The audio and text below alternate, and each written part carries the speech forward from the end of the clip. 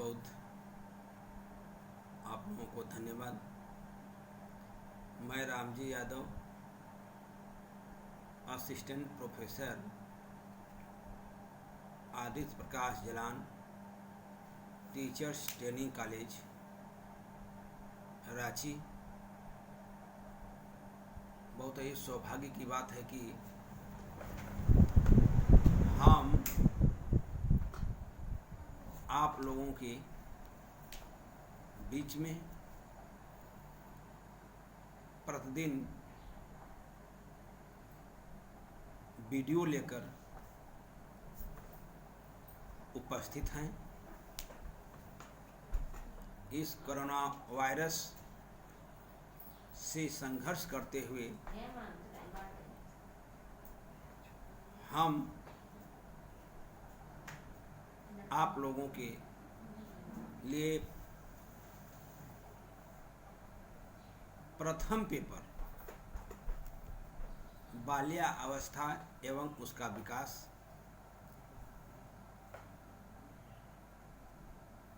के यूनिट 2 के अंतर्गत वातावरण क्या है उसको मैं अगली वीडियो में बता चुके हैं। वातावरण का अर्थ क्या है, वातावरण का परिभाषाएं क्या हैं और बालक पर वातावरण का प्रभाव किन किन रूपों में पड़ता है, किन किन क्षेत्रों में पड़ता है, ये सब बातें हम वीडियो में आप लोगों को बता चुके हैं। उसमें कुछ पॉइंट शेष रह गए थे। बालक पर जो वातावरण का प्रभाव है उसमें मैंने आपको करीब 5-6 पॉइंट तक बता दिए थे, 5 पॉइंट तक। उसमें अगला पॉइंट लेकर आज उपस्थित हैं कि वास्तव में बालक पर जो वातावरण का प्रभाव पड़ता है वह किन किन बच्चों पर, कि बच्चे को हम अच्छे वातावरण में रख करके उसके अच्छे व्यक्तित्व का निर्माण कर सकते हैं, उसका मानसिक विकास कर सकते हैं, उसके बुद्धि पर प्रभाव या बुद्धिमान हो सकते हैं। उसी के दौरान मैं अगला पॉइंट वातावरण के अंतर्गत बालक पर वातावरण का कैसे प्रभाव पड़ता है उसमें है कि एक मनोवैज्ञानिकों ने कहा कि अनाथ बच्चों पर प्रभाव, बालक पर वातावरण का प्रभाव जो है वो अनाथ बच्चों पर इसका प्रभाव कैसे पड़ता है, अनाथ बच्चों का। तो जैसे उसमें अनाथ बच्चों की बातें हम कर रहे हैं तो उसमें समाज कल्याण केंद्रों में अनाथ बच्चों को समझ रहे हैं कि अनाथालय, अनाथ आश्रम, और यह किसके द्वारा चले, जैसे आप समाज कल्याण केंद्रों में अनाथ बच्चों की बातें मैं कर रहा हूँ। समाज कल्याण केंद्रों में जो अनाथ और परावलंबी की बातें आती हैं, अनाथ और परावलंबी बच्चे आते हैं, ये भी क्लियर है। समाज कल्याण केंद्रों में अनाथ और परावलंबी बच्चे आते हैं और वह जब वे क्या होते हैं, क्या वो धनी परिवार के बच्चे आते हैं? नहीं, वह एक साधारण परिवार के बच्चे और वह साधारणतः निम्न परिवार के बच्चे आते हैं।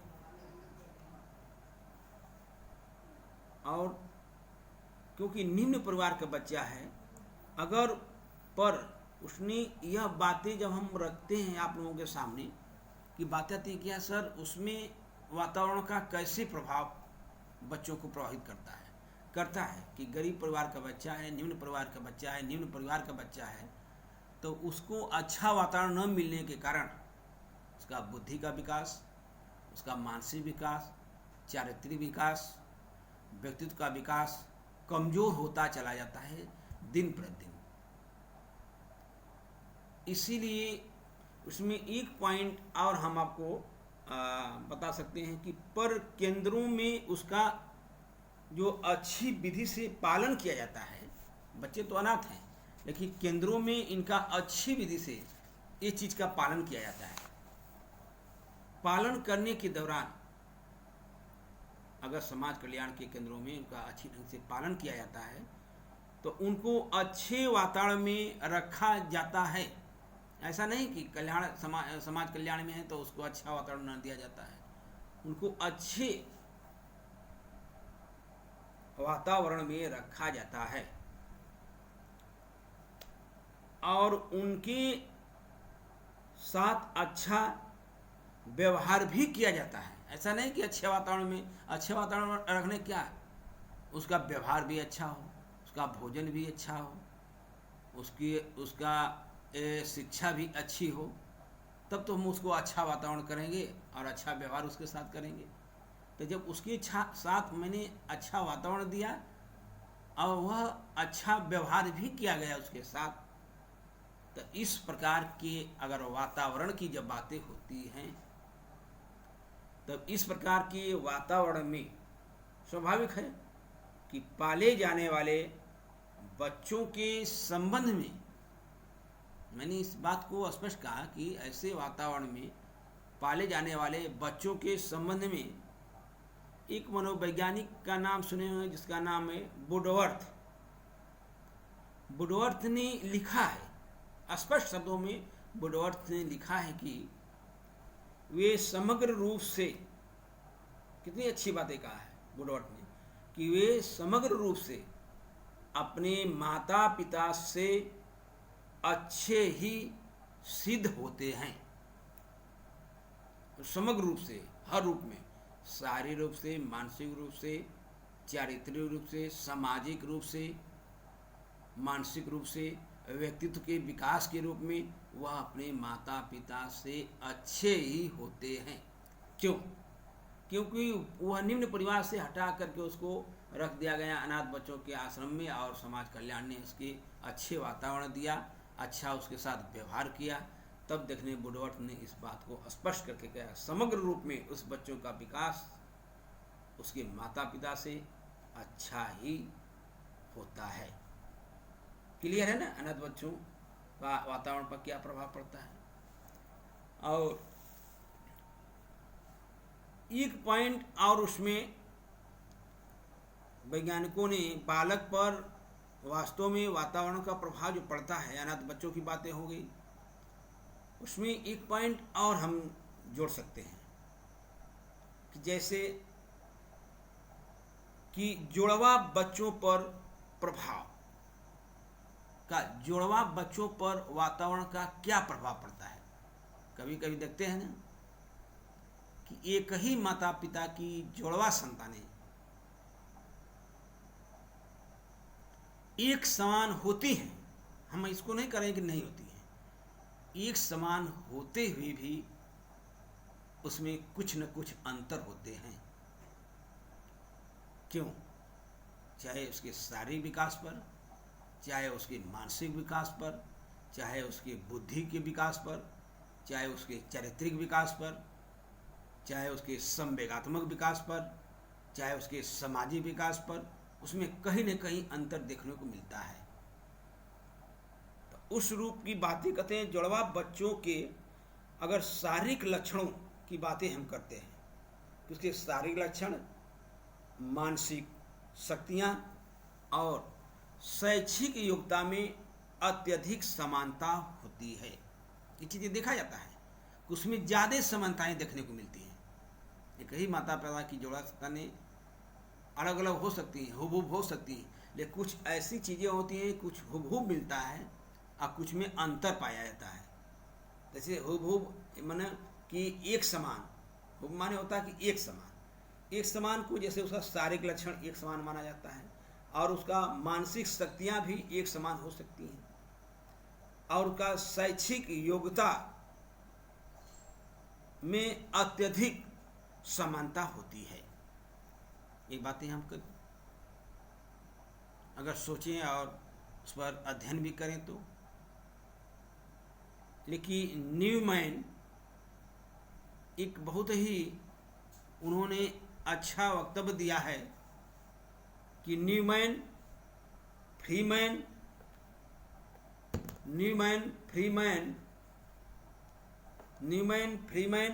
और होल्जिंगर ने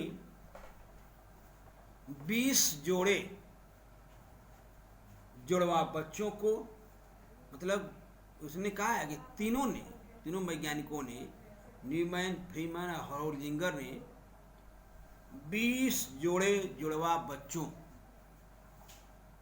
को अलग अलग वातावरण में रखकर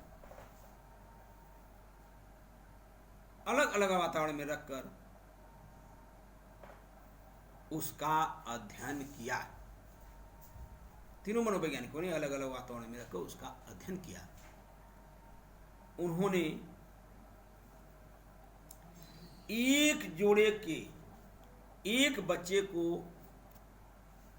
गांव के, मतलब ग्राम के फार्म पर और दूसरे को नगर में रखा। कितनी अच्छी बात है कि वास्तव में अगर वातावरण का बालक पर प्रभाव आप नहीं मानते हो तो मैंने अलग अलग जगह रख करके इसको देख लीजिए कि वास्तव में वातावरण पर प्रभाव पड़ता है कि नहीं पड़ता है।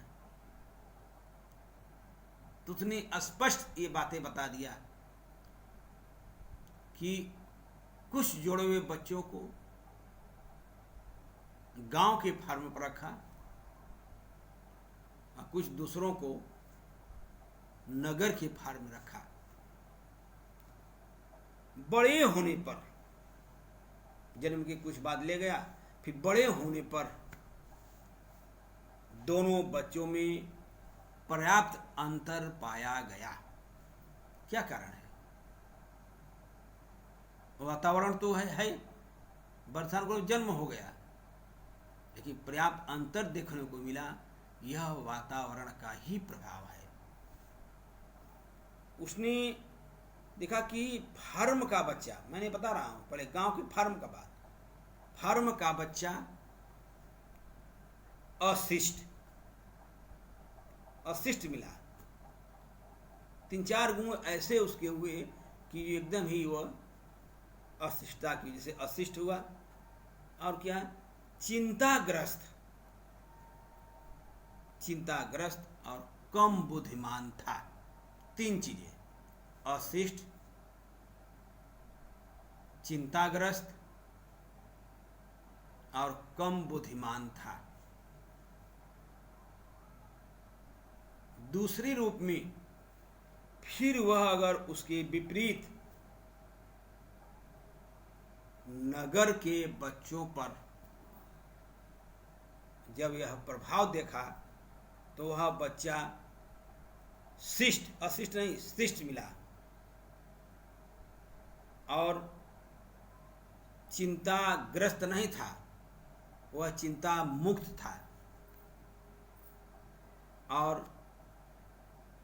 अधिक बुद्धिमान था। शिष्ट, चिंता मुक्त और क्या? अधिक बुद्धिमान था।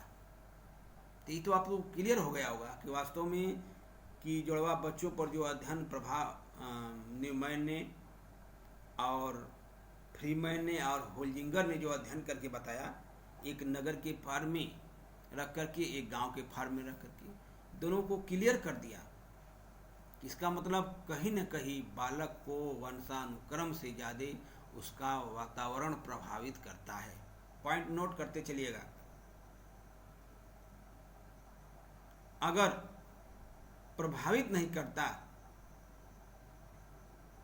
तो ऐसा अंतर आता ही नहीं कि गांव का बच्चा अशिष्ट, चिंताग्रस्त और कम बुद्धिमान, वहीं नगर का बच्चा श्रेष्ठ, चिंता मुक्त और अधिक बुद्धिमान निकला। इस अध्ययन से इन्होंने साफ कह दिया है कि अगर मैंने अच्छे वातावरण में बच्चों को रखेंगे तो उसके व्यक्तित्व का विकास और बुद्धि का विकास अच्छा ही होगा। इसी क्रम में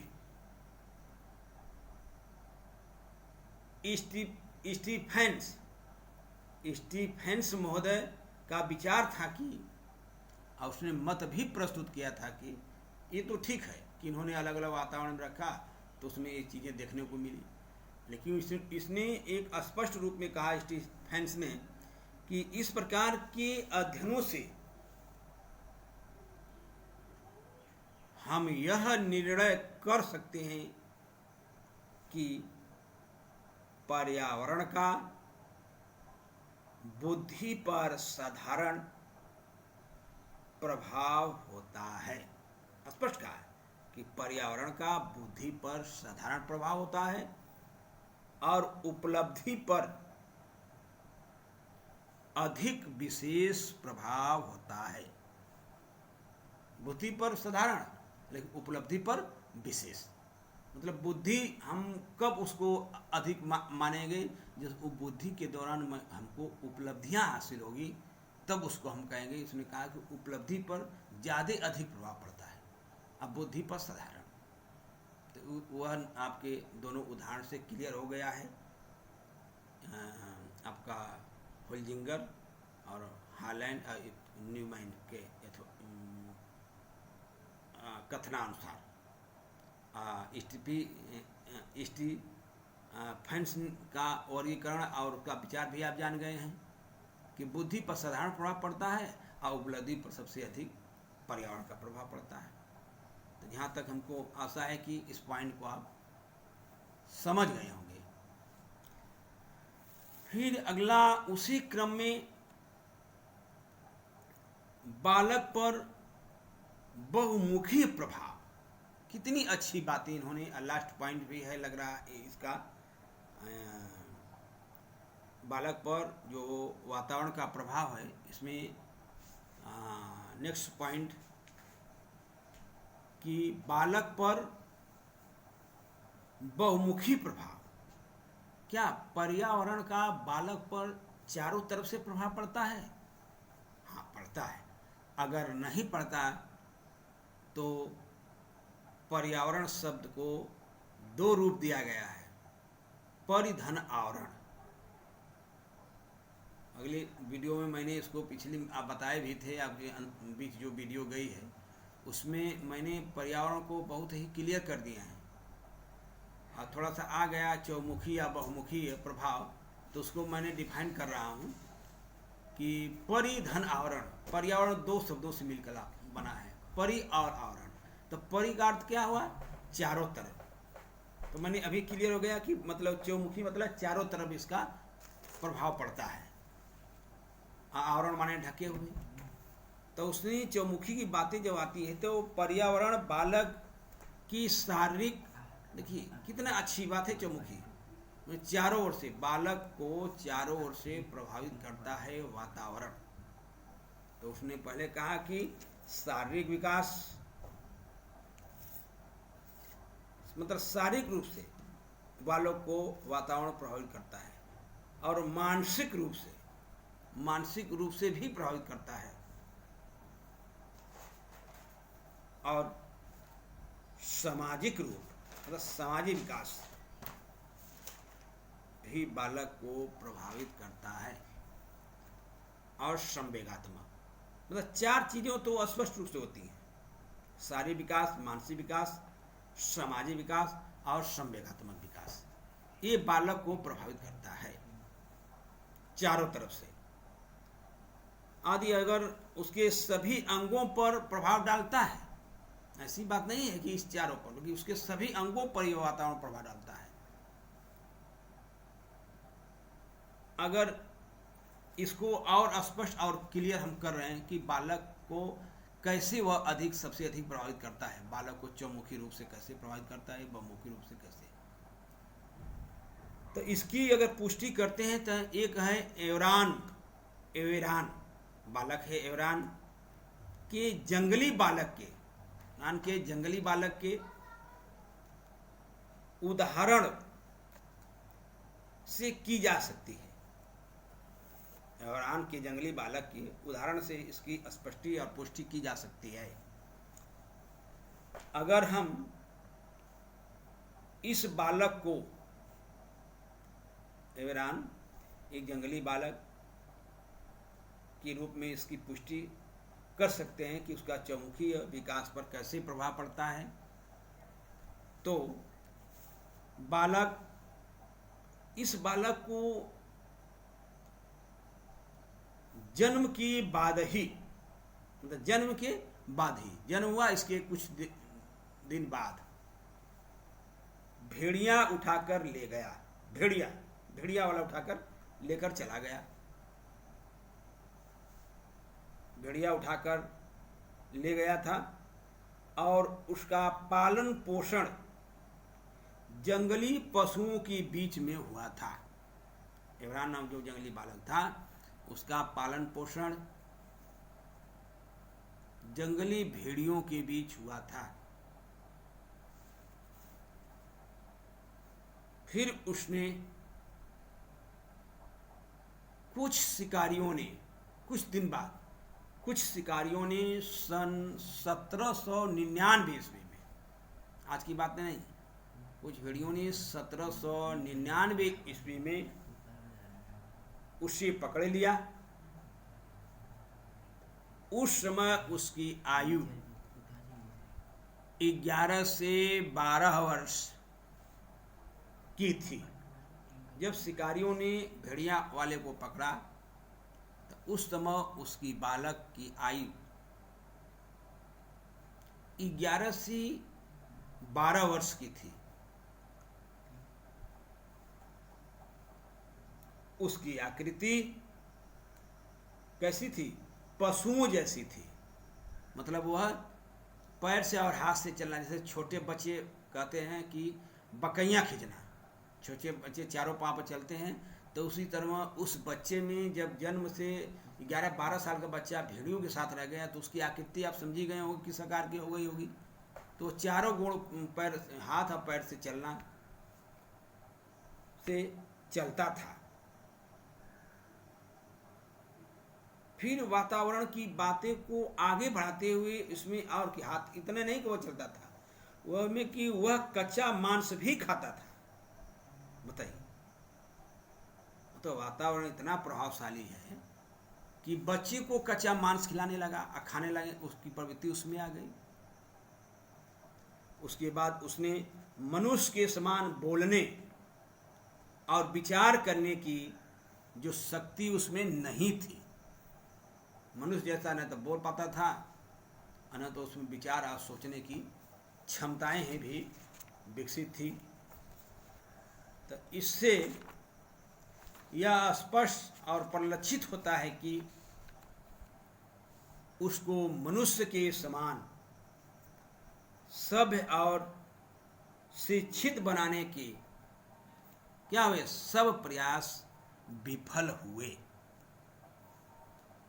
क्लियर है ना इस पॉइंट को कि कैसे प्रभाव पड़ता है बालक के चौमुखी विकास पर। मतलब उसको अगर हम मनुष्य के समान बनाना चाहते हैं तो मेरा सब और शिक्षित बनाना चाहते हैं तो हमारे सब प्रयास विफल हुए।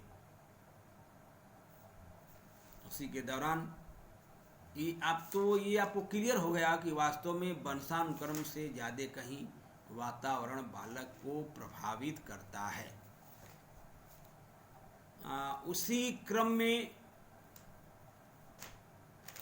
उन्होंने कहा कि वातावरण के कुछ प्रकार भी हैं, प्रभाव तो हैं लेकिन उसके कुछ प्रकार हैं जो बालक को वो भी प्रभावित करते हैं। किस रूप में प्रभावित करते हैं ये बातें आप लोगों के समक्ष हम रख रहा हूँ। जैसे वातावरण के हम वातावरण विदों एवं विद्वानों ने वातावरण के मात्र 2 प्रकार बताए हैं कि वातावरण मात्र 2 प्रकार के होते हैं। जब उसका अध्ययन करने के बाद ने कहा कि पहला है आंतरिक वातावरण। आंतरिक वातावरण क्या है? और दूसरा कहा कि वह वातावरण, आंतरिक वातावरण वह माने बाहरी वातावरण, 2 प्रकार के। लेकिन आंतरिक वातावरण को डिफाइन तो नहीं, आंतरिक वातावरण को एक माना, लेकिन वह वातावरण को बताया कि वह वातावरण भी 2 प्रकार उसके उपभाग होते हैं, 2 प्रकार होते हैं बाहरी वातावरण के। ने कहा कि एक भौतिक वातावरण और दूसरा को कहा सामाजिक वातावरण। तो इस पॉइंट को मैंने अलग एक एक करके बताते चल रहा हूँ। आप लोग इस पॉइंट को नोट भी करते चलिएगा। जैसे आंतरिक वातावरण क्या है, मैंने वंशानुक्रम से उठा रहे हैं इस बात को। आंतरिक वातावरण क्या है, पहले सार समझिए, इसके बाद हम और उसको क्लियर कर देंगे। अगर आंतरिक वातावरण की हम बात करते हैं, जैसे माँ के गर्भ में बच्चा पल रहा है,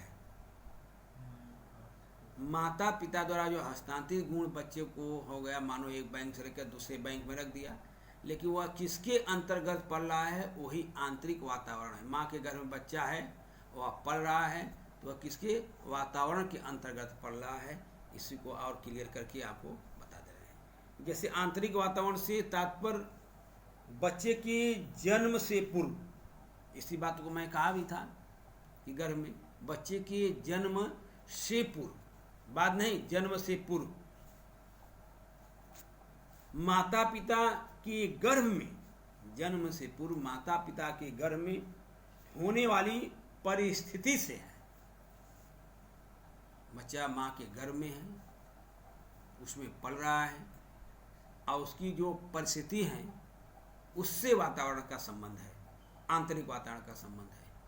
जैसे कभी कभी देखते हैं ना कि अगर बच्चा माँ के गर्भ में अपने को अस्वस्थता महसूस कर रहा है, तो उस माँ को तुरंत यह अनुभव हो जाता है कि मेरा बच्चा इस समय अस्वस्थता महसूस कर रहा है, अच्छा वातावरण नहीं मिल रहा है, इस वजह से मेरे बच्चों को कहीं न कहीं दिक्कत है। तो गर्भ से ही मैंने आंतरिक वातावरण की बातें कर रहा हूँ।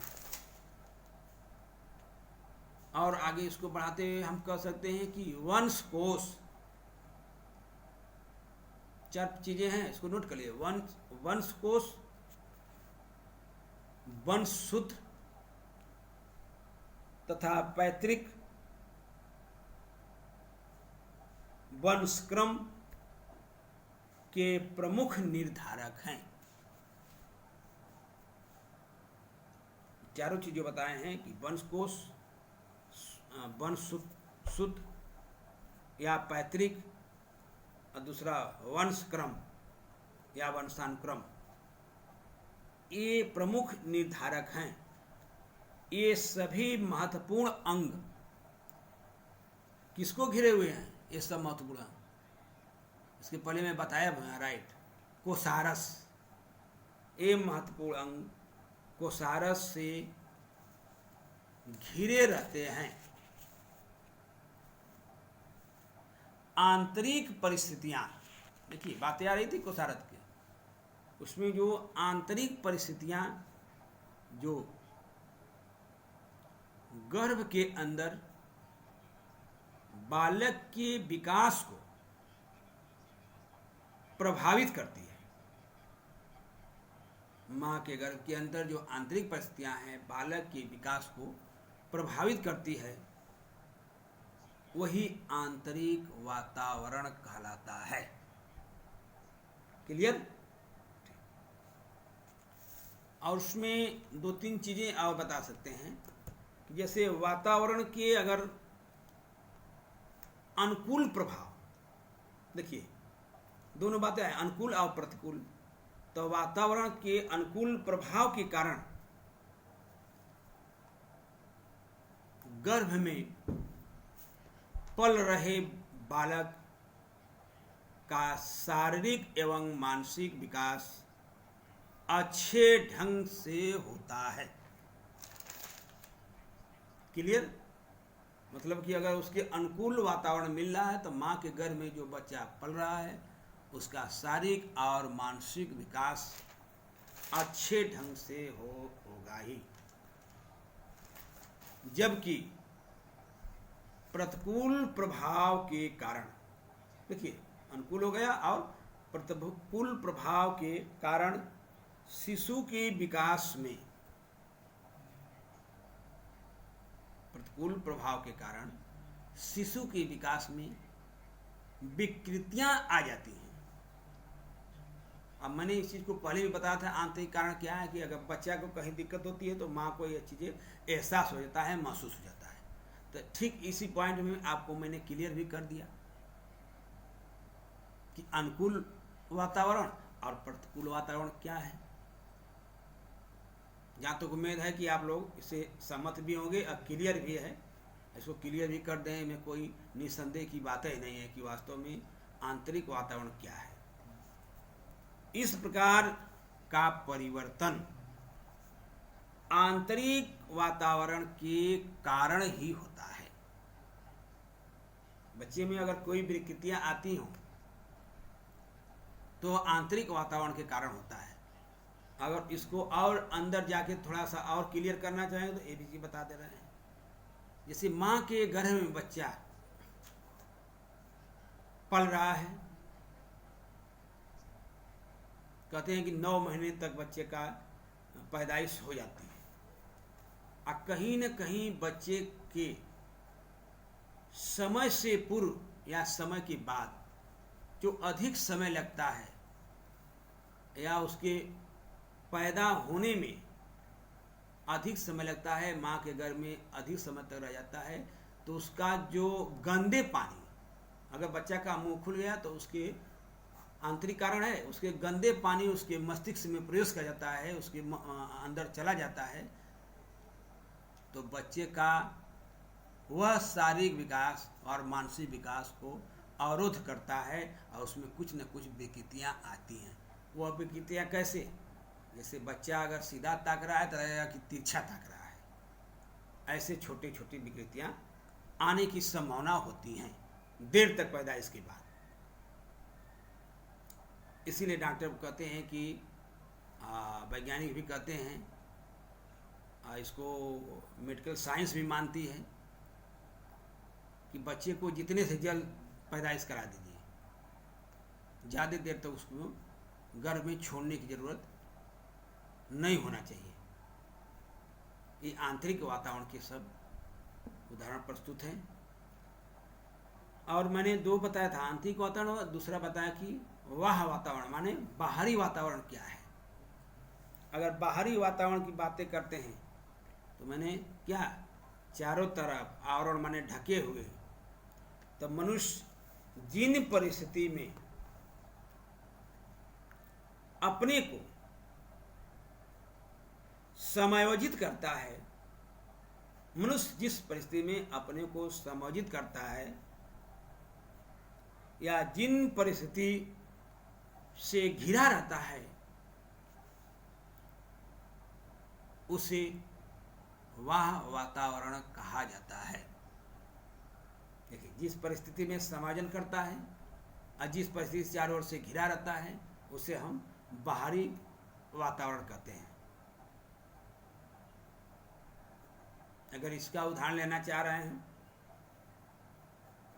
तो हम ये भी कर सकते हैं कि अगर बाहरी वातावरण के अंतर्गत आने वाली जो परिस्थितियां ही बालक की विकास एवं व्यवहार की सामूहिक और मिश्रित रूप से प्रभावित करती हैं, बालक के विकास को सामूहिक और मिश्रित रूप से प्रभावित करती हैं।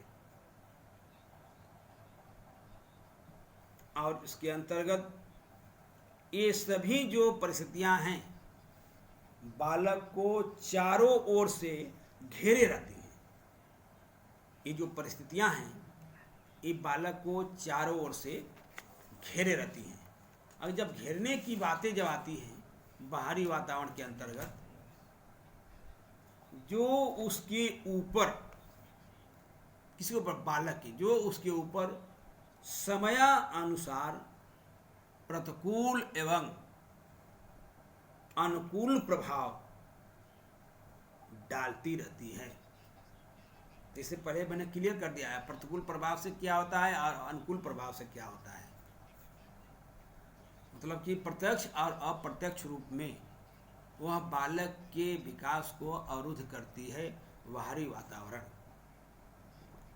सुविधा की अगर दृष्टि की बात करें हम कि सुविधा की दृष्टि से वह वातावरण को मैंने दो भागों में विभाजित किया हूं। सुविधा की दृष्टि से बाहरी वातावरण को मैंने दो भागों में विभाजित किया करता हूं। और वह बाहरी वातावरण जैसे मैंने पहले बताया था कि भौतिक वातावरण और दूसरा है सामाजिक वातावरण। तो भौतिक वातावरण क्या है? इसे भौतिक सुख, यही तो भौतिक वातावरण है। भौतिक क्या है? भौतिक सुख, भौतिक वातावरण। जैसे परिवार में कोई आपका कोई बढ़िया व्यक्ति हो, वो कहता है कि घबराने की कोई बात नहीं है, जो समस्या आपको आएगी भविष्य में मैं देख लूँगा, मैं बहुत अच्छे व्यक्ति हूँ, सब में सहयोग करूँगा। तो उस पर आप खरा न उतरिए कि वो कर रहे हैं तो कर ही देंगे।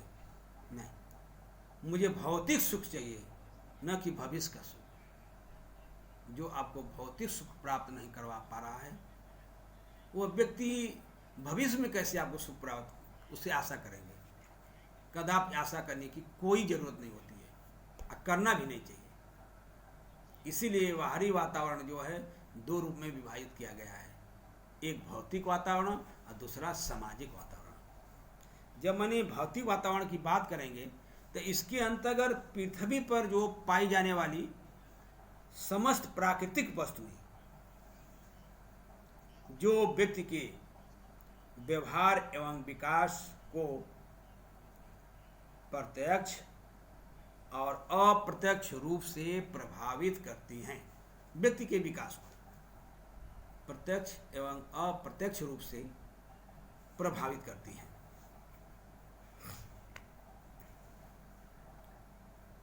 प्रकृति ही अच्छे गुणों के विकास में सहायक एवं प्रेरक के रूप में निरंतर मानव समाज के लिए प्रेरणा स्रोत कार्य करती है। मात्र प्रकृति और कोई व्यक्ति नहीं। व्यक्ति की बातें तो करिए नहीं, व्यक्ति तो अवसरवादी होता है, लेकिन प्रकृति अवसरवादी नहीं है। प्रकृति सबके लिए एक समान है। तो इसीलिए उन्होंने कहा कि प्रकृति ही अच्छे गुणों के विकास में सहायक एवं प्रेरक के रूप में निरंतर मानव समाज के लिए प्रेरणा स्रोत कार्य करती चली आ रही है।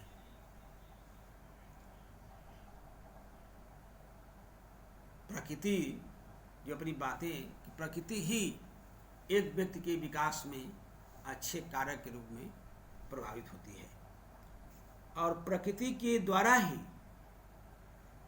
बालक, प्रकृति की बात है कि प्रकृति के द्वारा ही बालक सहनशीलता उसके अंदर आती है, साहस, सहनशीलता, साहस एवं ज्ञानों उपयोगी गुणों को सीखता है। प्रकृति के द्वारा ही ये चीजें व्यक्ति में विद्यमान होती हैं। सहनशीलताएं, साहस, ज्ञान उपयोगी गुणों को सीखता है। ये प्रकृति की ही देन है। कभी कभी देखते हैं ना कि आप लोग, हम इसी तरह पढ़ा रहे हैं, एकाएक प्रकृति की तरफ से कोई प्रकोप आएगा, उसे हम पूरे घिर जाएंगे। या पढ़ा रहे हैं, बोली बंद हो जाएगी और मैंने राम नाम सत्य हो जाएंगे। ये प्रकृति की ही देन है। व्यक्ति क्या करता है, जैसे आज देख रहे हैं चल रहा है ना, कोविड-19 कोरोना वायरस से आज पूरा विश्व जूझ रहा है। ये क्या है? ये तो प्रकृति की ही देन है। और इसको आप जिस रूप में आप कह लीजिए इसको।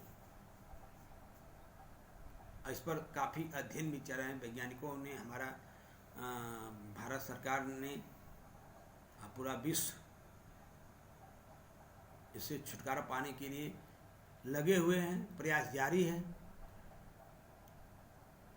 और प्रयास में हम लोग सफल भी होंगे, आशा और विश्वास भी है। और इसी ज्ञानोपयोगी गुणों को व्यक्ति सीखता भी है। ये है भौतिक वातावरण। भौतिक वातावरण, भौतिक जो मुझे स्वयं प्राप्त हो उसको हम भोग करें, वही क्या है? भौतिक वातावरण। अगला है सामाजिक वातावरण।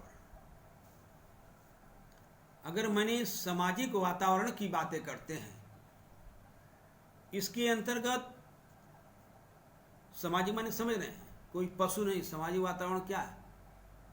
कि मानव द्वारा निर्मित